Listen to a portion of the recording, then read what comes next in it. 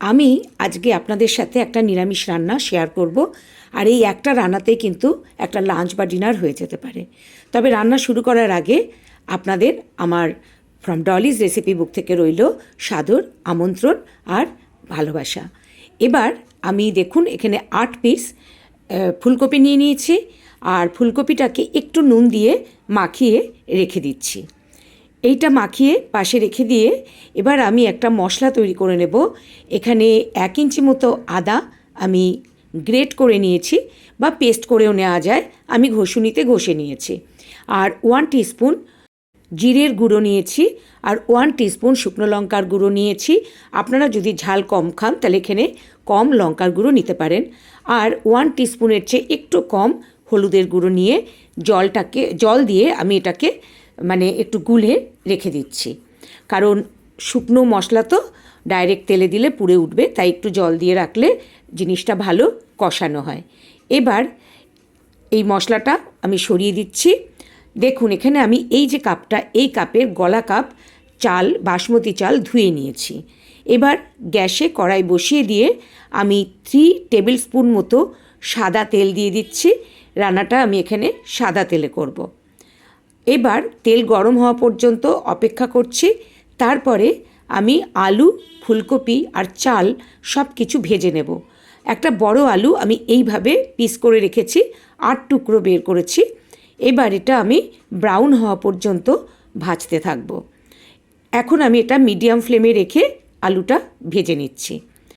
এই রান্নাটা কিন্তু একটা ফুল মিল বলা যায়। এটা চালকপি রান্নাটার নাম। আর এই একটা রান্না করলে কিন্তু আপনার লাঞ্চ হয়ে যেতে পারে, সঙ্গে একটু স্যালাড কেটে নিলে।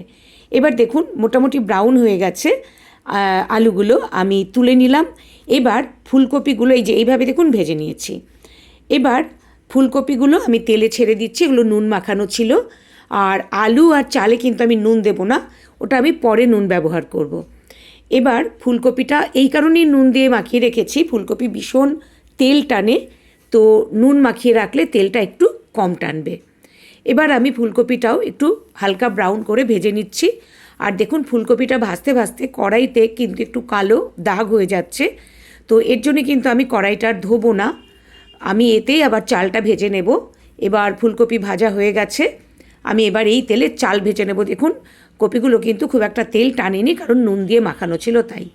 এবার এই ধোয়া চালগুলো আমি ছেড়ে দিচ্ছি জলটা ছেঁকে নিয়ে, কারণ এই চালটা আমি ভালো করে ভাজবো, মোটামুটি 1 মিনিট মতো ভাজবো। ওগুলো যেরকম ব্রাউন হওয়া পর্যন্ত ভেজেছি, এটা 1-1.5 মিনিট মতো আমি ভেজে নেব।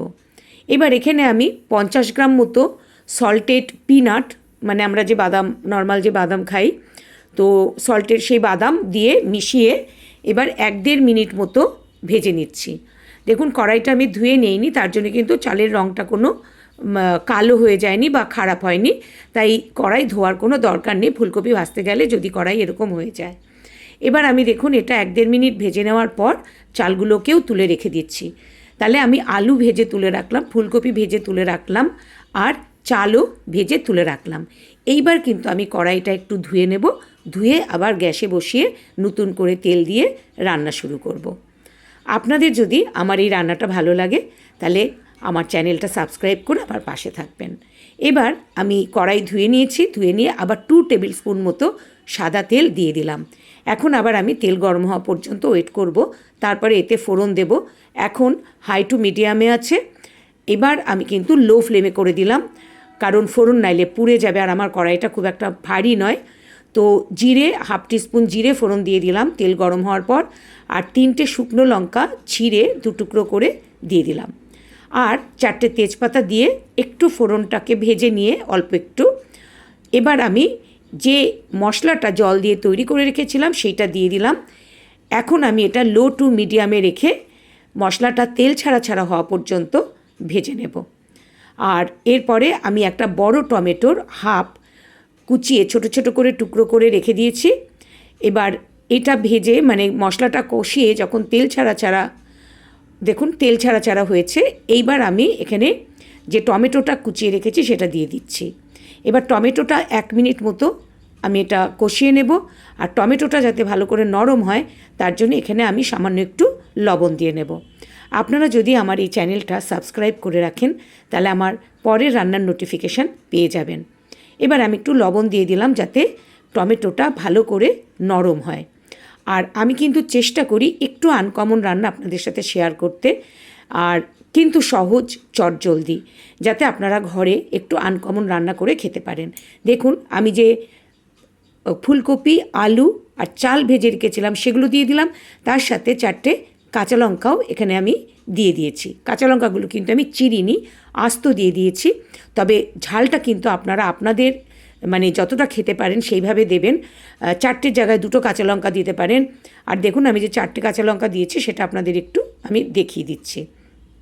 4টে কাঁচা লঙ্কা দিয়েছি।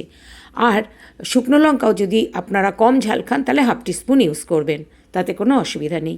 এবার মশলাগুলোর সাথে ভালো করে এই চাল, আলু আর কপিটাকে আমি নেড়ে চেড়ে মিশিয়ে দিচ্ছি। এখন এখানে আমি সুগার ফ্রি ব্যবহার করলাম। আপনারা 1 টিস্পুন মানে সুগার দিয়ে চিনি দিয়ে দেবেন, 1 টিস্পুন চিনি দিয়ে দেবেন।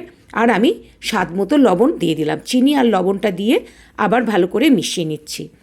এই রান্নাটা যদি ভালো লাগে তাহলে লাইক আর শেয়ার করার জন্য অনুরোধ রইল। এই যে কাপটা, এই কাপে আমি চাল মেপে দিয়েছিলাম, গলা কাপ, তাই এই কাপেরই 1.5 কাপ জল গরম করে রেখেছি, যেটা আমি এর মধ্যে দিয়ে দিচ্ছি। এবার জল দিয়ে ভালো করে জলের সাথে সব কিছু মিশিয়ে নিচ্ছি। আর কমেন্ট করে প্লিজ জানাবেন যে রান্নাটা আপনাদের কেমন লাগলো। তবে যেদিন হাতে সময় থাকবে না সেদিন কিন্তু চটজলদি একটা রান্না করে স্যালাড দিয়ে খেয়ে নিতেই পারেন। আর যদি নিরামিষের দিন হয় তাহলে তো কোনো কথাই নেই। আমি ফুটে ওঠা পর্যন্ত অপেক্ষা করলাম।